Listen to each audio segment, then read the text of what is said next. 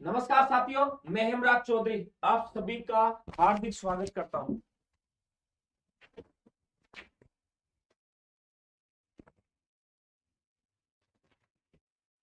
नमस्कार साथियों, मैं हेमराज चौधरी आप सभी का हार्दिक स्वागत करता हूं। चलते हैं आज प्रैक्टिस के अंतर्गत प्रैक्टिस सेट 8 की बात करते हैं और इसके अंतर्गत राजस्थान की हिस्ट्री और कला संस्कृति के जो क्वेश्चन है उनकी अपन बात करते हैं। देखो सबसे पहले क्वेश्चन की बात करते हैं। पहला क्वेश्चन जो आपके स्क्रीन पर है, धीरज कुमार राम राम, बिल्कुल धीरज राम राम, सभी को राम राम, सभी को प्यार भरा मेरा नमस्कार।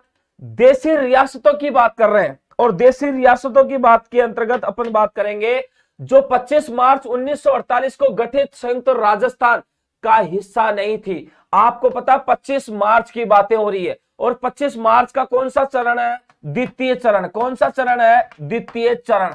और इस द्वितीय चरण का आपको पता है नाम क्या रखा गया था? तो पूर्व राजस्थान या संघ राजस्थान रखा गया था। पूर्व राजस्थान रखा गया था। क्या रखा गया था? पूर्व राजस्थान रखा गया था। गुड इवनिंग जी पूजा मावर, गुड इवनिंग सर जी, गुड इवनिंग आपको भी। देखो द्वितीय चरण का नाम क्या रखा गया था? पूर्व राजस्थान रखा गया था। यह भी पता होना चाहिए कि द्वितीय चरण में किन किन को शामिल किया था। तो देखो चरण में शामिल बाबू की को झाड़ो प्रसाटो, बाबू की को झाड़ो प्रसाटो, बाबू की को झाड़ो प्रसाटो, झाड़ो प्रसाटो की बात कर लेते हैं। झाड़ो प्रसाटो की क्या कर लेते हैं? बात कर लेते हैं। बाबू झाड़ो की को प्रसाटो की क्या कर लेते हैं? बात कर लेते हैं। वैसे देखा जाए तो उद्घाटनकर्ता कौन था? तो द्वितीय चरण का तो एनवी गाडगिल था। कौन था? एनवी गाडगिल। क्या था ये? उद्घाटनकर्ता था। क्या था ये? उद्घाटनकर्ता। ये भी पता होना चाहिए, उद्घाटनकर्ता था। क्या था ये? उद्घाटनकर्ता। अब अपने को क्या पूछ रहा है इसमें कि इसमें से कौन सा शामिल नहीं था? तो बांसवाड़ा बूंदी शामिल था कि नहीं था? आपको पता प्रतापगढ़ शामिल था, लेकिन यहां पर शाहपुरा शामिल था, लेकिन कौन शामिल नहीं था? उदयपुर शामिल नहीं था। सरजीत टीप टीप पर पड़ावे हैं। पूजा मावर कहां टीप रहा हूं तेरे को? इधर सामने कहां है? चलो आगे की बात करते हैं। देखो आगे की बात करते हैं। अगला क्वेश्चन की बात करते हैं। देखो क्वेश्चन नंबर 2, वृहत्तर राजस्थान का उद्घाटन किसने किया? वृहत्तर राजस्थान का उद्घाटन किसने किया था? तो वृहत्तर राजस्थान की बात करते हैं। तो वृहत्तर राजस्थान कौन सा है? तो आपको पता चौथा चरण है और उस चौथे चरण का उद्घाटन किसने किया था? तो यह भी पता होना चाहिए, आपको पता होना चाहिए उद्घाटन किसने किया था? तो सरदार वल्लभ भाई पटेल ने किया था। किसने किया था? सरदार वल्लभ भाई पटेल ने। मैं अंतर्यामी हूं सर जी। हाँ तो बढ़िया, तू अंतर्यामी तो सर जी मेरा भी हेलो। मिस अंजानी बिल्कुल हेलो आपका भी। चलो तो कौन था? सरदार वल्लभ भाई पटेल था वृहत्तर राजस्थान का उद्घाटन करता। अगर बात हो रही है वृहत्तर राजस्थान की, तो आपको पता वृहत्तर राजस्थान में किनको शामिल किया गया?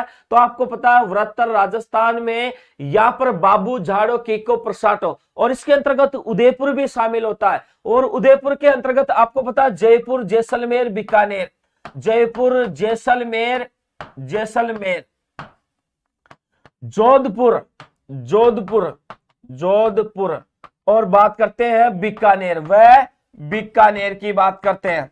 बीकानेर की क्या करते हैं? बात करते हैं। ये सारी चीजें क्या है इसमें शामिल है। कौन सी शायरी भेज दी? भेज देके हाँ है ना। तो इसके अंतर्गत आंसर कौन सा होगा अपना? बी आंसर होगा। इसके आगे की बात करते हैं। देखो ममता जाट बी, हाँ बिल्कुल ममता बी है ना। देखो मत्स्य संघ का उद्घाटन कब हुआ? तो मत्स्य संघ का उद्घाटन कब हुआ? तो 18 मार्च 1948 ईस्वी को किसका उद्घाटन हुआ था? मत्स्य संघ का उद्घाटन हुआ था। और आपको पता है मत्स्य संघ के अंतर्गत शामिल किए गए थे, क्या शामिल किए गए थे वो भी देखो। क्या शामिल किए गए थे वो भी देखो। देखो ABCD, ABCD, ABCD के अंतर्गत बात करते हैं अलवर। क्या बात करते हैं? अलवर। उसके बाद में बात करते हैं भरतपुर। क्या बात करते हैं? भरतपुर की बात करते हैं।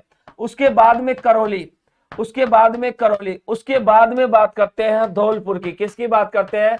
धौलपुर की बात करते हैं। अलवर, भरतपुर, करौली और धौलपुर की क्या करते हैं? बात करते हैं। ये सारी चीजें इसके अंतर्गत क्या की गई, शामिल की गई। आपको बता, राजधानी की बात करें तो राजधानी किसको बनाया गया था, अलवर को राजधानी बनाया गया था। किसको राजधानी बनाया गया था, अलवर को राजधानी बनाया गया था। एनवी गाडगिल क्या था, इसका उद्घाटन करता। प्रधानमंत्री कौन था, शोभाराम कुमावत। प्रधानमंत्री की बात करें, प्रधानमंत्री की, तो शोभाराम कुमावत था। शोभाराम क्या था, कुमावत इसका प्रधानमंत्री था। क्या था इसका, शोभाराम कुमावत प्रधानमंत्री था। मुस्कुराहट का कोई मोल नहीं होता, कुछ रिश्तों का कोई तोल नहीं होता, लोग तो मिल जाते हर मोड़ पर, कोई आपकी तरह अनमोल नहीं होता। बहुत बढ़िया शायरी बनाई है, लेकिन तूने जो बात कही है वो गलत कही है। हाँ, शायरी तूने बहुत अच्छी बनाई है, लेकिन वो बात जो तूने रिपीट की थी ना, वो बहुत गलत की है। हाँ, पढ़ लिया मैंने, है ना। हाँ, एक बार इसको और रिपीट कर दे शायरी को। चलो इसके आगे की बात करते हैं, क्वेश्चन नंबर 4 की भी बात कर लेते हैं। अजमेर के राजस्थान में विलय से पूर्व अजमेर की विधानसभा में सदस्यों की संख्या कितनी थी। तो आपको पता है अजमेर में अलग से विधानसभा थी, विधानसभा, और उस विधानसभा को क्या नाम जाना जाता था, धारा सभा के नाम से जाना जाता था। किस नाम से, धारा सभा के नाम से जाना जाता था। इसका जो उस समय मुख्यमंत्री था, मुख्यमंत्री की बात करते हैं तो उस समय मुख्यमंत्री कौन था, हरिभाव उपाध्याय।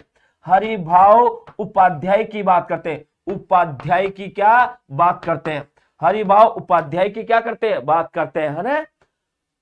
हरिभाव उपाध्याय की बात करते हैं इसके अंतर्गत। और सदस्यों की संख्या बात करें, सदस्य संख्या की बात करते हैं तो सदस्य संख्या कितनी है, 30। कितनी है, 30, है ना। सदस्य संख्या कितनी थी, 30। तो आंसर कौन सा होगा, सी नंबर का आंसर होगा, है ना, सी नंबर का आंसर होगा। इसके आगे की बात करते हैं, देखो 5 नंबर का क्वेश्चन। वृहत राजस्थान के महाराजा प्रमुख कौन नियुक्त किए गए। वृहत राजस्थान की बात हो रही है, और आपको पता वृहत राजस्थान का चौथा चरण है। उस समय महाराजा प्रमुख कौन था, तो चौथे चरण का महाराजा प्रमुख कौन होगा, तो आपको पता है उस समय आपको पता है महाराजा जो प्रमुख है वो कौन था, भूपाल सिंह। महाराजा प्रमुख की बात हो रही है तो भूपाल सिंह का। कौन था, भूपाल सिंह। कौन था, भूपाल सिंह। हाँ, महाराजा प्रमुख कौन था, भूपाल सिंह था। डी नहीं है यहां पर पूजा, हाँ बिल्कुल गलत मत कर। चलो आगे की बात करते हैं, एक बार देखो छठे चरण की बात कर लेते हैं। उदयपुर में आयोजित अखिल भारतीय देशी राज्य लोक परिषद के 7वें अधिवेशन की अध्यक्षता की थी। उदयपुर में आयोजित अखिल भारतीय देशी राज्य लोक परिषद के 7वें अधिवेशन की अध्यक्षता की थी। किसने की थी 7वें अधिवेशन की उदयपुर में, फटाफट बताओ। छठे नंबर का क्वेश्चन फटाफट बताओ। देखे, मंजू बेनीवाल ए, धीरज ए, मिस अंजानी, अच्छा जयलन मां, है ना, जवाहरलाल नेहरू, पूजा नेहरू, बिल्कुल सही बात है। कौन है, जवाहरलाल नेहरू। उदयपुर में आयोजित हुआ था अखिल भारतीय देशी राज्य लोक परिषद के 7वें अधिवेशन की अध्यक्षता किसने की थी, जवाहरलाल नेहरू ने की थी। बिल्कुल सही बात है ना, जवाहरलाल नेहरू ने की थी। इसके आगे की भी बात कर लेते हैं, देखो 7 नंबर की। राजपुताना मध्य भारत सभा का अधिवेशन सन 1919 में कहां हुआ था। राजपुताना मध्य भारत सभा का अधिवेशन कहां पर हुआ था, फटाफट बताओ कहां पर हुआ था। 7 नंबर के क्वेश्चन की बात करते हैं, कहां पर हुआ था, फटाफट बताओ। राजपुताना मध्य भारत सभा का अधिवेशन की 1919 में कहां पर हुआ था, फटाफट बताओ, फटाफट बताओ। देखे कहां पर हुआ था राजपुताना मध्य भारत सभा का अधिवेशन 1919 में कहां पर हुआ था, इसकी बात करते हैं। अच्छा, दिल्ली के अंतर्गत कहां पर हुआ था, दिल्ली के अंतर्गत हुआ था। राजपुताना मध्य भारत सभा का 1919 अधिवेशन कहां पर हुआ था, दिल्ली के अंतर्गत, बिल्कुल दिल्ली के अंतर्गत। आगे की बात करते हैं, देखो मत्स्य संघ को वृहत राजस्थान का हिस्सा बनाने के लिए गठित की गई समिति थी। मत्स्य संघ को वृहत राजस्थान का हिस्सा बनाने के लिए कौन सी समिति गठित की गई थी, फटाफट बताओ। 8 नंबर का क्वेश्चन है, फटाफट बताओ। हाँ पूजा तेरा सही था, विद्या धाकड़ ए, है ना। तो वृहत संघ को मत्स्य संघ को वृहत राजस्थान का हिस्सा बनाने के लिए गठित की गई समिति थी। तो आपको पता मत्स्य संघ को और वृहत राजस्थान की बात करें तो आपको पता कहां पर है, चौथे चरण को वृहत राजस्थान दिया गया था। और यहां पर डॉक्टर शंकर राव देव समिति का गठन किया गया था। बिल्कुल बिल्कुल, है ना, डॉक्टर शंकर राव देव समिति का क्या किया था, गठन किया था, यह पता होना चाहिए। इसके आगे की बात कर लेते हैं। देखो एक बार आगे की बात करते हैं क्वेश्चन नंबर 9 की। सामाजिक एवं राजनीतिक चेतना के लिए, सामाजिक एवं राजनीतिक चेतना के लिए स्वामी दयानंद ने राजस्थान की पहली यात्रा कब की?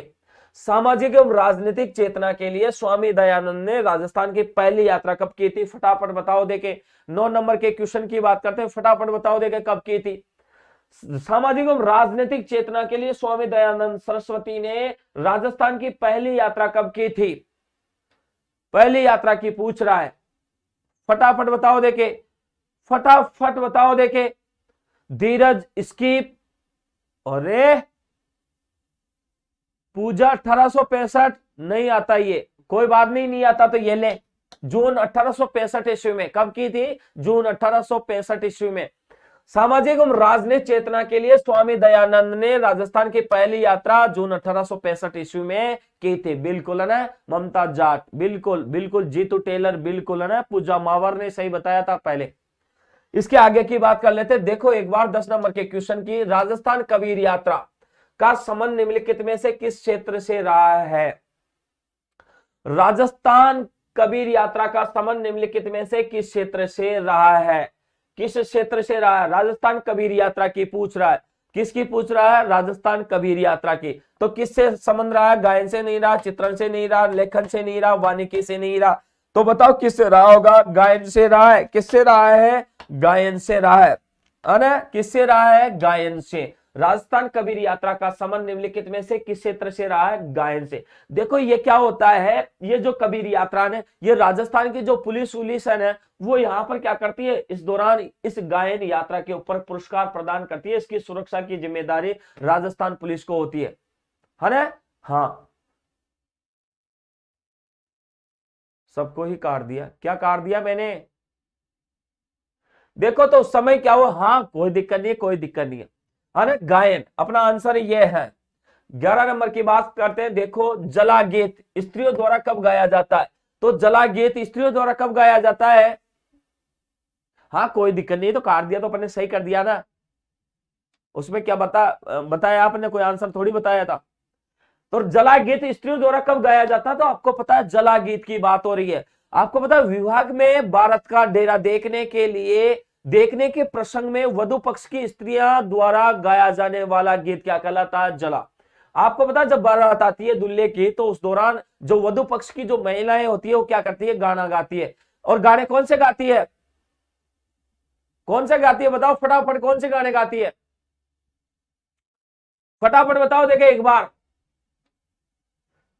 आपको पता वो गाने गाती है जैसे कि काला ही काला आया गोरो एक भी ना आयो, छा जाना सा काना का, हाँ भूदरिया सा बाला का, ऐसे गानों गाओ से न गावे। हाँ आज मेरी यार की शादी है, ओ तुम ना। हाँ बताओ गा के। बिल्कुल गीत ही नहीं आते, गीत ही नहीं आते, नहीं आते, मेरे से सीख लो। हाँ तो वर की बारात का डेरा देखने जाने पर, वर की बारात का डेरा देखने जाने पर आपको पता जला गीत गाया जाता है। वैसे में जो गीत गा रहा था ना वो सीटने कहलाते हैं। जो गालियों वाले गीत होते हैं ना वो सीटने कहलाते हैं, है ना। हाँ अब गाकर सुनाओ, नहीं बार बार नहीं सुनाता मैं, है ना। पूजा मार बिल्कुल। नागिन डांस तो दूल्हे के पास आप जो फ्रेंड आते हैं ना वो रात को 11 बजे बाद चूच हो जाते हैं फिर गाते हैं। हाँ बिल्कुल मैं संजानी, मेरे को सब आता है, ऐसे तो नहीं है। वो सीटने होते हैं जो मैंने गाया था ना, वो सीटनों में आते हैं। जो गालियां होती है वो सीटनों में आते हैं।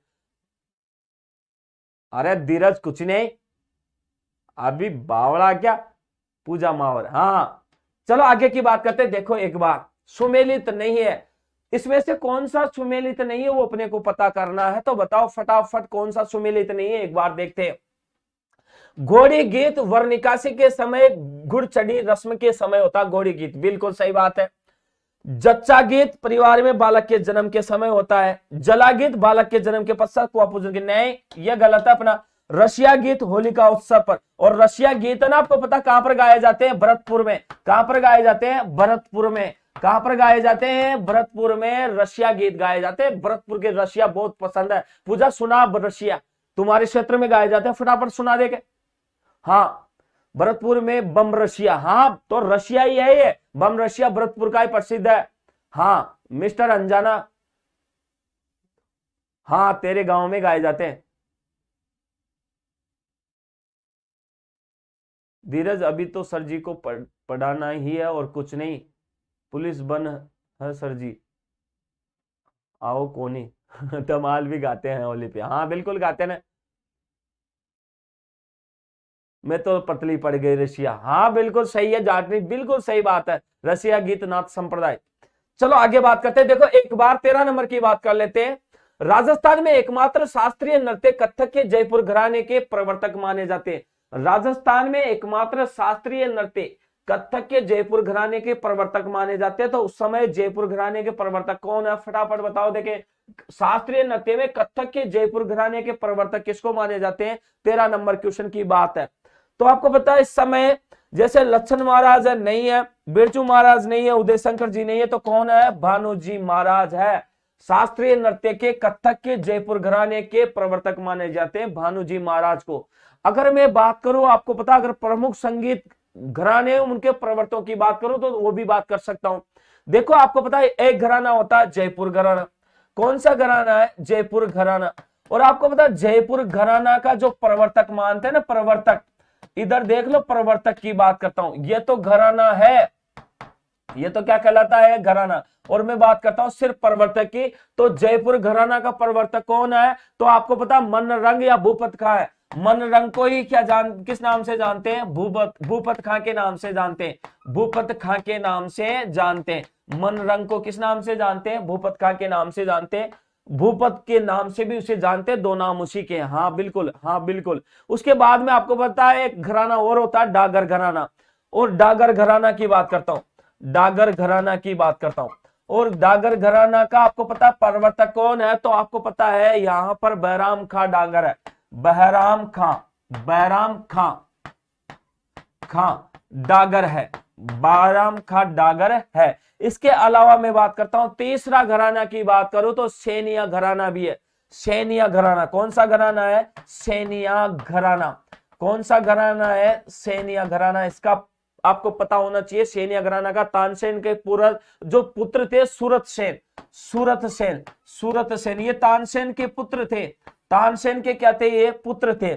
इसके अलावा मैं बात करता हूं 4 नंबर का जो घराना है उसका रंगीला घराना, कौन सा घराना है, रंगीला घराना की बात करते हैं। कौन सा घराना है, रंगीला घराना की बात कर लेते हैं। ये जो रंगीला घराना है इसका रमजान खां मियां रंगीले थे, रमजान खां, रमजान खां, रमजान खां मियां रंगीले, मियां रंगीले थे, रंगीले इसके क्या थे, घराने के प्रवर्तक थे। इसके अलावा मैं बात करता हूं अगला घराना, देखो तो कथक घराना जयपुर है, उसका भानुजी महाराज है। मेवाती घराना की भी बात कर लेते हैं, कौन से घराना की, मेवाती घराना की भी बात कर लेते हैं। मेवाती घराना की बात करें तो देखो मेवाती घराना का प्रवर्तक कौन है, उस्ताद घग्गे नजीर खां, उस्ताद घग्गे नजीर खां, घग्गे नजीर खां की बात कर लेते हैं। किसकी बात कर लेते हैं, नजीर खां की बात कर लेते हैं। उस्ताद घग्गे नजीर खां मेवाती घराना का क्या था, प्रवर्तक था। तो इसको सबको आपको पता होना चाहिए है ना।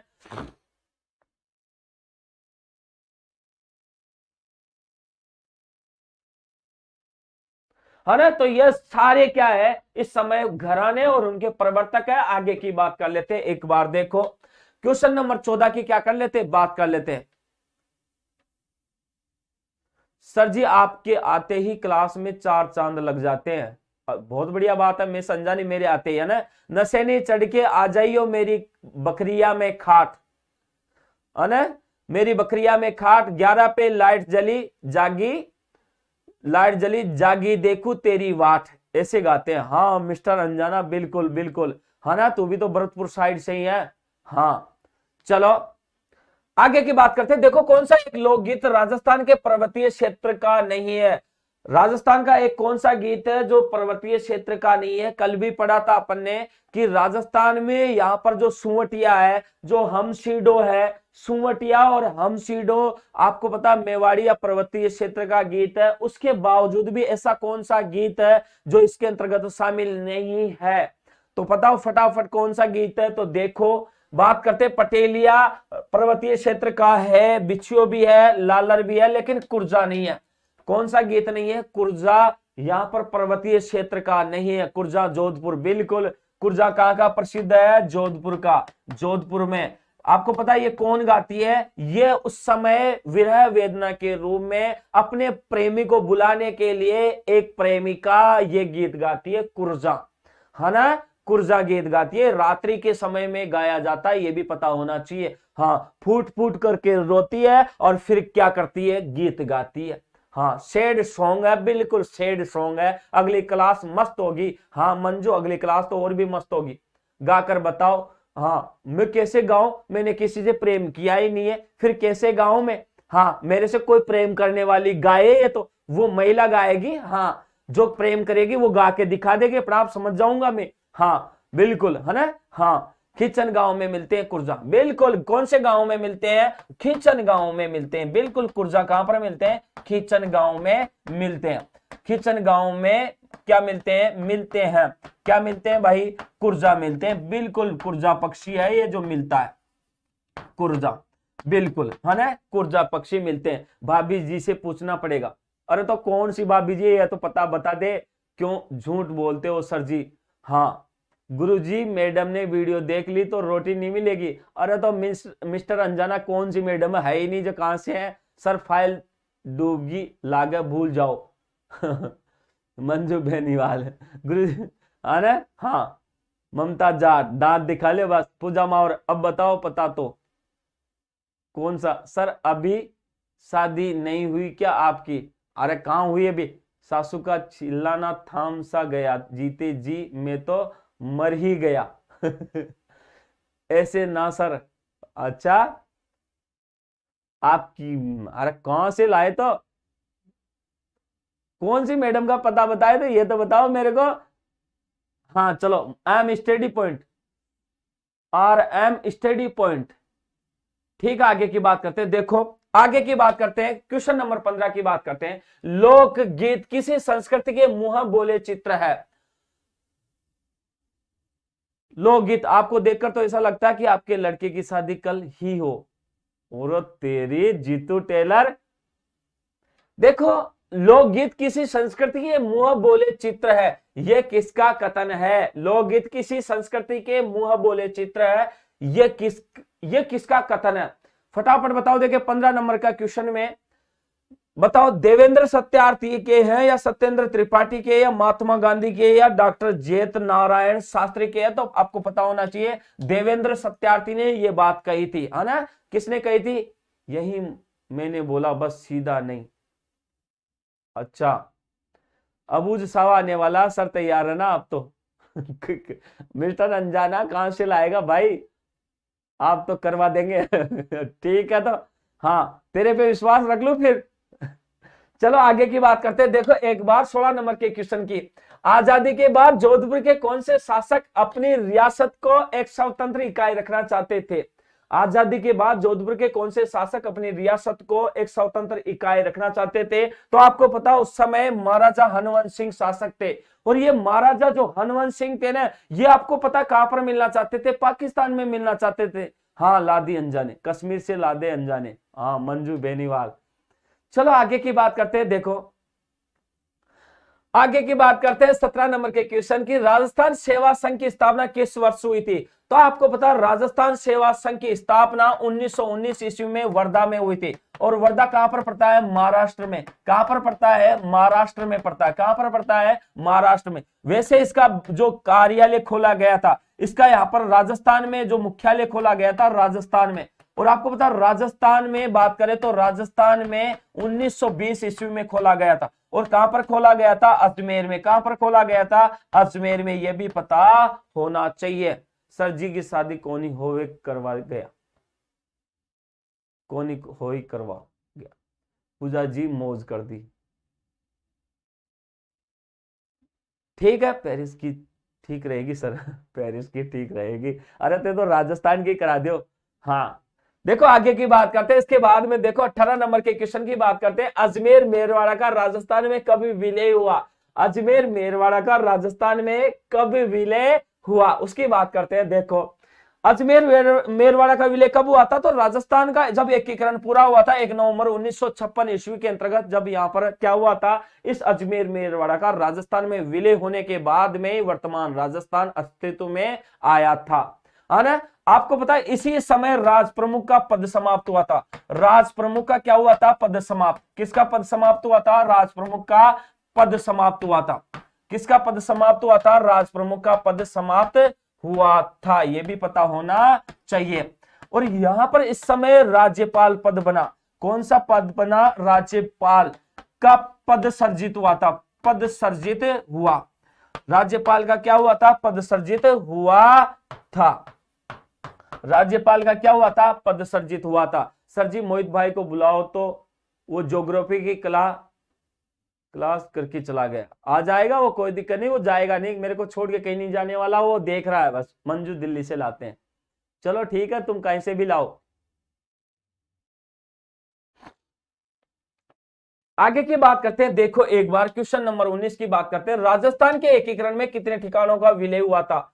तो राजस्थान का जब एकीकरण हुआ था तो कितने ठिकानों का विलय हुआ था, यह भी पता होना चाहिए। तो 3 ठिकाने थे। कितने ठिकाने थे?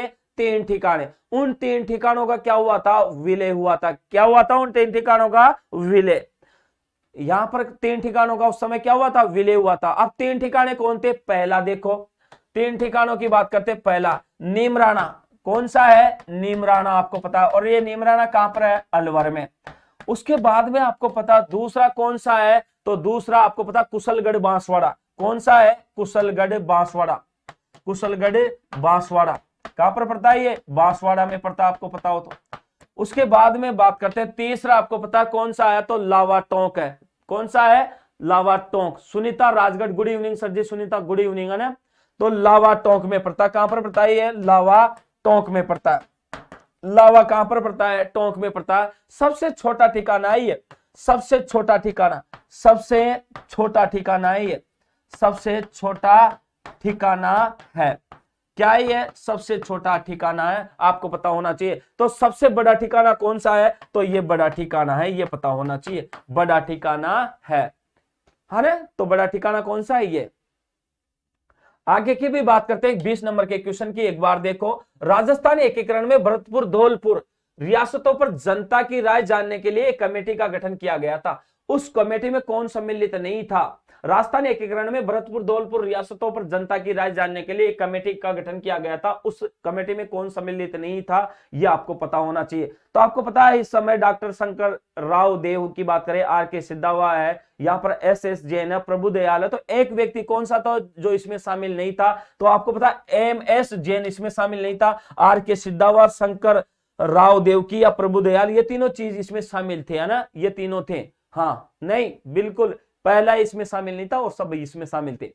इसके आगे की बात करते हैं। देखो एक बार क्वेश्चन नंबर 21 की बात करें। मत्स्य संघ की राजधानी निम्न में से किसने बनाया गया था? किसे बनाया गया था? मत्स्य संघ की राजधानी इसको बनाया गया था, अलवर को। वैसे भरतपुर धौलपुर करौली इसमें शामिल थे, लेकिन राजधानी किसको बनाया गया था? अलवर को बनाया गया था। वैसे देखा जाए तो इस समय ठिकाना कौन सा था? तो नीमराणा। और नीमराणा कहां पर पड़ता है? अलवर में ही पड़ता है। इसके आगे की बात करते हैं। 22 नंबर का क्वेश्चन देखो, 1919 में राजस्थान सेवा संघ की स्थापना कहां की गई थी? तो आपको पता है वर्धा में की गई थी। कहां पर की गई थी? वर्धा के अंतर्गत की गई थी। और वर्धा कहां पर पड़ता है? महाराष्ट्र में। कहां पर पड़ता है? ये महाराष्ट्र में पड़ता है। आपको पता है अजमेर में 1920 ईस्वी में की गई थी। 1920 ईस्वी में कहां पर की गई थी? अजमेर में की गई थी। इसके आगे की भी बात करते हैं। देखो शंकर राव देव समिति का गठन धौलपुर एवं भरतपुर राज्यों की जनता की इस बात के लिए राय जानने के लिए, जनता की इस बात की राय जानने के लिए किया गया था कि वे राजस्थान अथवा उत्तर प्रदेश किसमें मिलना चाहते हैं। इस समिति में अध्यक्ष सहित कितने सदस्य शामिल थे? आपको पता जो भरतपुर और जो धौलपुर था, है ना, तो उस दौरान यहां पर ये भाषा के आधार पर उत्तर प्रदेश में मिलना चाहती थी, लेकिन इस शंकर देव राय समिति ने क्या किया? इसका दमन किया और इसके लिए यहां पर भारत में राजस्थान में मिलना तय किया गया। इसमें कितने सदस्य शामिल थे? 3। इसके आगे की बात करते हैं। रतवाई लोकगीत किस क्षेत्र में गाए जाते हैं? रतवाई लोकगीत की बात हो रही है कि कौन से लोकगीत की? रतवाई लोकगीत किस क्षेत्र में गाए जाते हैं, इसकी बात करते हैं। 24 नंबर के क्वेश्चन की बात कर लेते हैं। तो चॉइस में कौन सा आंसर होगा, फटाफट बताओ, देखे चॉइस में फटाफट बताओ। गुड इवनिंग ममता मीणा, गुड इवनिंग है ना। चलो बताओ फटाफट कौन सा होगा। तो मेवात इसका आंसर होगा। इसमें लोकगीत गाए जाते हैं, ये रतवाए लोकगीत है ना, मेवात क्षेत्र में गाए जाते हैं। हाँ बिल्कुल पूजा मार, मेवात में ना, मेवात अलवर में पड़ता है, आपको पता होना चाहिए। आगे की बात करते हैं। ओलियू राजस्थानी लोक जीवन के किस अवसर से संबंधित है। ओलियू राजस्थानी लोक जीवन के किस अवसर से संबंधित ओलियू गीत गाया जाता है। आपको पता है ये किसी भी समय गाया जा सकता है, या ज्यादातर वर्षा के समय ओलियू गीत गाया जाता है। संदीप शर्मा सिक्कर, है ना, ठीक है। सभी एक बार इस वीडियो को लाइक करें, सभी एक बार इस वीडियो को क्या करें, लाइक करें। तो ओलियू राजस्थानी लोक जीवन के किस अवसर से संबंधित है, फटाफट बताओ, देखें फटाफट बताओ। 25 नंबर के क्वेश्चन में क्या आएगा, फटाफट बताओ। राम राम सा, संदीप शर्मा सिक्कर, राम राम, बिल्कुल संदीप जी, फटाफट बताओ किस समय गाया जाता है। तो उस समय पुत्री विवाह का विदाई का गीत है ये ओलियू। पुत्री की विदाई के समय गाया जाता है, बिल्कुल, हाँ बिल्कुल, पुत्री विवाह के समय, विदाई के समय ओलियू गीत गाया जाता है ये। और इसका कोई टाइम पीरियड फिक्स नहीं होता, ये जब जब शादी होती है तब तब लड़की की विदाई होती है तब गाया जाता है। Mamta Meena good evening, all of you, है ना। चलो आगे की बात करते हैं एक बार। घूघरी केवड़ा आदि लोकगीत किस क्षेत्र से संबंधित है। घूघरी केवड़ा आदि लोकगीत किस क्षेत्र से संबंधित है, इसकी बात करते हैं। घूघरी केवड़ा की बात हो रही है, और घूघरी केवड़ा किससे संबंधित है, इसकी बात हो रही है। तो यहां पर देखो पर्वतीय क्षेत्र से नहीं है, मैदानी क्षेत्र से नहीं है, पर यह मरुस्थलीय क्षेत्र से जरूर है, मेवाती से नहीं है ये। तो घूघरी केवड़ा लोकगीत किस क्षेत्र में गाए जाते हैं, मरुस्थलीय क्षेत्र में गाए जाते हैं। मैं इससे संबंधित आपको और चीजें बता देता हूं, एक बार देखो। बात करता हूं सबसे पहले किस गीत का नाम, गीत की बात कर लेता हूं, गीत का नाम की बात कर लेता हूं। उसके बाद में मैं बात करता हूं, आपको पता है क्षेत्र की बात कर लेता हूं। किसकी बात कर लेता हूं, क्षेत्र की बात कर लेता हूं। देखो एक बार, पहला गीत की बात करूं तो लांगुरिया, लांगुरिया। और आपको पता है लांगुरिया कहां पर गाया जाता है, तो लांगुरिया करौली में गाया जाता है, यहां पर केला देवी की। मैंने कल वो जो भरतपुर बता रहा था ना, वो केवला देवी में है, वो अलग चीज थी, ये केला देवी है, ध्यान रखना। तो लांगुरिया करौली में गाया जाता है केला देवी के भक्तों के द्वारा मेले पर। और आपको पता है केला देवी का मेला कब लगता है, चैत्र माह के अवसर पर लगता है। उसके बाद में बात करता हूं, दूसरा है पंछीड़ा। कौन सा है, पंछीड़ा, पंछीड़ा है ना, पंछीड़ा राहगीर को बोलते हैं वैसे देखा जाए तो। और ये हाड़ौती और ढूंढाड़ में गाया जाता है, हाड़ौती और ढूंढाड़ में, हाड़ौती व ढूंढाड़ क्षेत्र में, ढूंढाड़ क्षेत्र में। हाड़ौती का मतलब कोटा, बूंदी, बारा, झालावाड़ आता है ना। और इसके ढूंढाड़ है, जो आपको पता है ये जो जयपुर का क्षेत्र है, ये सारे कौन सा है, यहाँ पर जो जयपुर का क्षेत्र वो ढूंढाड़ कहलाता है, ये मेले के अवसर पर गाया जाता है। उसके बाद में बिछुड़ों की बात कर लेता हूं, बिछुड़ों की बात कर लेता हूं। किसकी बात कर लेता हूं, बिछुड़ों। आपको पता है जिस क्षेत्र में जमीन काली होती है ना, वहां पर आपको पता है, हाँ बिल्कुल सर मैंने लाइक कर दिया, बिल्कुल सुनीता, बिल्कुल है ना। आपको पता है जिस क्षेत्र में जमीन काली होती है उसमें दरारें पड़ जाती है, उनमें से क्या होता है, जो जहरीले जानवर निकलते हैं वो क्या करते हैं, महिला जब वो सप्लाई पिलाई करती है ना, उस समय उसको खा जाते हैं। उस दौरान वो क्या करती है, बिछुड़ो नामक गीत गाई जाती है ना।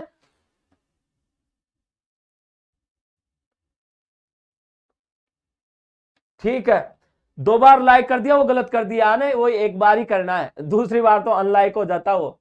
मैं तो भूल गयो कि मुझे इज्जत नहीं है। ठीक है, बिछुड़ो नामक जो गीत है वो कौन से क्षेत्र में गाया जाता है, हाड़ौती क्षेत्र में गाया जाता है। कौन से क्षेत्र में गाया जाता है, हाड़ौती क्षेत्र में गाया जाता है। इसके बाद में बात करते हैं, आपको पता चिरमी, चिरमी गीत है, तो ये आपको पता चिरमी जो गीत है, ये चिरमी क्षेत्र गीत कहां पर गाया जाता है, तो ये मालवा क्षेत्र में गाया जाता है। कौन से क्षेत्र में, मालवा क्षेत्र में गाया जाता है। इसके अलावा मैं बात करता हूं, देखो यहां पर चिरमी के अलावा सुवटिया की भी बात कर लेता हूं, सुवटिया की बात कर लेता हूं। और सुवटिया तो आपको पता है पर्वतीय या आपको पता है मेवाड़ क्षेत्र में गाया जाता है, मेवाड़ क्षेत्र में गाया जाता है। हम सीडो गीत भी मेवाड़ क्षेत्र में गाया जाता है। इसके अलावा मैं बात करूं तो आपको पता रशिया, और रशिया भी अपन ने बात की थी, रशिया भी भरतपुर में गाया जाता है। कहां पर गाया जाता है? भरतपुर में। बम रशिया भरतपुर का ही तो प्रसिद्ध था। बम रशिया जो भरतपुर है, धौलपुर है, ये इन क्षेत्रों पर क्षेत्रों में गाया जाता है। पूजा, हाँ जी वही। ठीक है, आगे की बात करता हूं। एक बार 27 नंबर के क्वेश्चन की बात करता हूं। राजस्थान में विलय के समय अजमेर का मुख्यमंत्री कौन था? तो आपको पता हरिभाऊ उपाध्याय था। कौन था? हरिभाऊ उपाध्याय। इसके बाद में बात करता हूं, भारतीय संविधान के अनुसार राजस्थान को भारत के किस श्रेणी के राज्य में रखा गया? आपको पता भारत के जो राज्य थे ना, भारत के जो राज्य थे, उन भारत के राज्यों को 4 श्रेणियों में बांटा गया था। कितनी श्रेणियों में? 4 श्रेणियों में बांटा गया था। श्रेणियों में बांटा गया था उस समय, आपको पता बांटा गया था, है ना। 4 श्रेणियां कौन सी थी? देखो, ए, बी, सी और डी, है ना। और आपको यह भी पता होना चाहिए कि कुल देशी रियासतों की बात करते हैं, कुल देशी रियासतों की बात करें तो आपको पता देशी रियासतें जो थी ना, वो कितनी थी? 565। कितनी थी? 565 देशी रियासतें थी। कुल कितनी रियासतें थी? 565 देशी रियासतें थी। इसके आगे की बात करते हैं, राजस्थान के एकीकरण के तीसरे चरण में संयुक्त राजस्थान के साथ किस राज्य को जोड़ा गया? तो आपको यह पता होना चाहिए, मेवाड़ को जोड़ा गया था। किसको जोड़ा गया था? मेवाड़ को, है ना। किसको जोड़ा गया था? मेवाड़ को जोड़ा गया था। इसके बाद में बात करता हूं, देखो 30 नंबर के क्वेश्चन की। तो 30 नंबर के क्वेश्चन की बात करूं तो उदयपुर में परोपकारिणी सभा कब पंजीकृत की गई? उदयपुर में आपको पता परोपकारिणी सभा, और इस परोपकारिणी सभा की तो अपन ने कल ही बात की थी, है ना। परोपकारिणी सभा की तो अपन ने क्या की थी? कल ही बात की थी। तो फटाफट बताओ देगा कौन सा है? हरीश जोगपे सुमो। प्रणाम गुरुजी, बिल्कुल प्रणाम स्वीकार करते हैं हम आपका, है ना। तो फटाफट बताओ देखो 30 में कौन सा होगा? कल ही बात की थी, उदयपुर में परोपकारिणी सभा कब पंजीकृत की गई थी? पंजीकृत की, और कल ही बात की थी मैंने ना, फरवरी 1883 ईस्वी में। कब की थी? फरवरी 1883 में, है ना।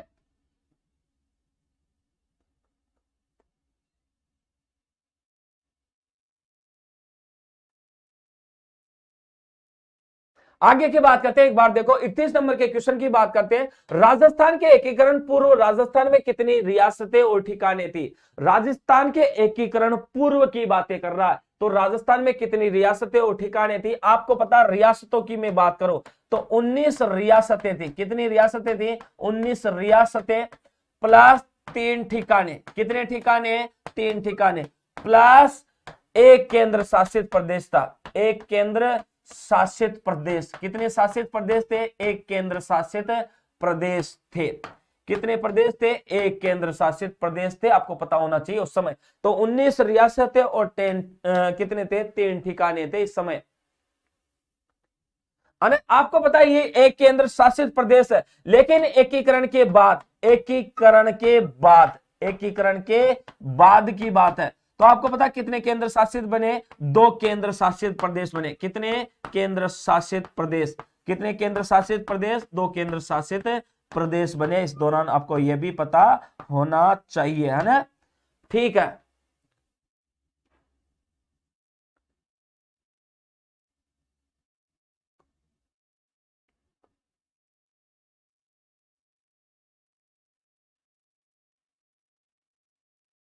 पूजा कंवर शेखावत, राधे राधे सर, बिल्कुल राधे राधे, है ना।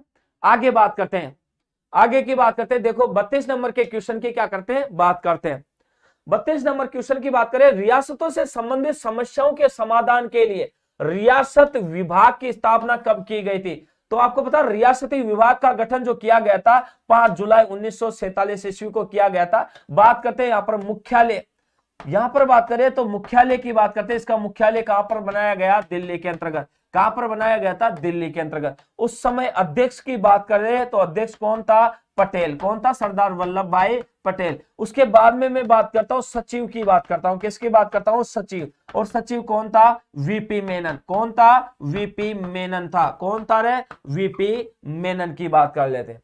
इसके बाद में मैं बात करता हूं, आपको पता उस समय वायसराय की बात कर लेता हूं। किसकी बात कर लेता हूं? वायसराय की बात कर लेता हूं। तो लॉर्ड माउंटबेटन था। कौन था? लॉर्ड माउंटबेटन की बात कर लेते, माउंटबेटन की बात कर लेते। कौन था उस समय? लॉर्ड माउंटबेटन था। ये चीजें आपको, है ना, पता होना चाहिए। इसके आगे की बात कर लेते हैं। देखो एक बार 33 नंबर के क्वेश्चन की क्या करते हैं, बात करते हैं। सुनीता जांगिड़ बिल्कुल राम राम, सुनीता बिल्कुल राम राम।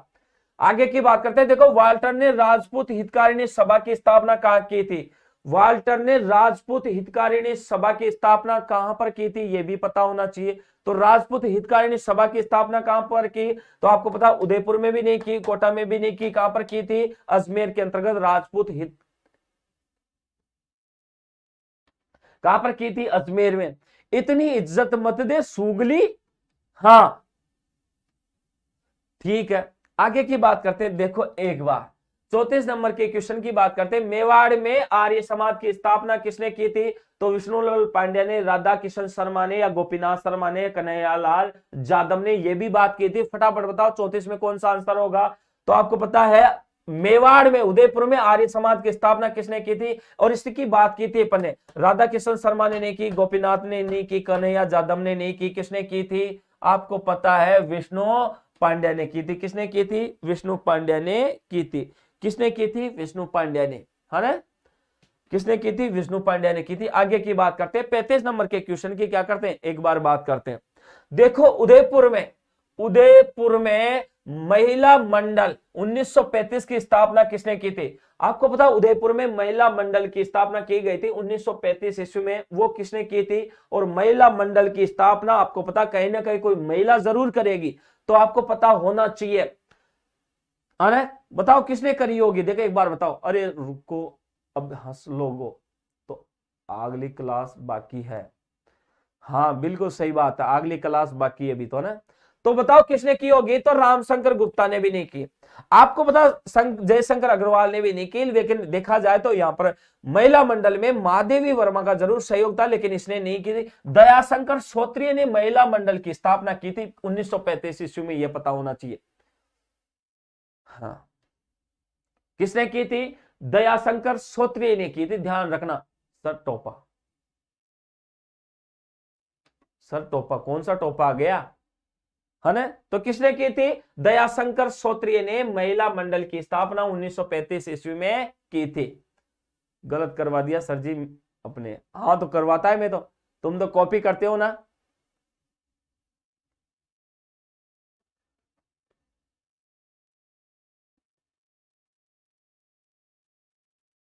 हाँ तो महिला का ही लूंगा मैं। राजूलाल मीणा राम राम गुरुजी, बिल्कुल राजू राम राम। इसी के साथ मैं लेता हूं आज विदा। अगली क्लास की बात करेंगे अपन, राजस्थान की कला और संस्कृति को लेकर के बात करेंगे। तो इस क्लास से तो लेता हूं मैं विदा, बने रहिए यहां पर, और दूसरी क्लास को अपन क्या करते हैं, शुरू करते हैं, ठीक है।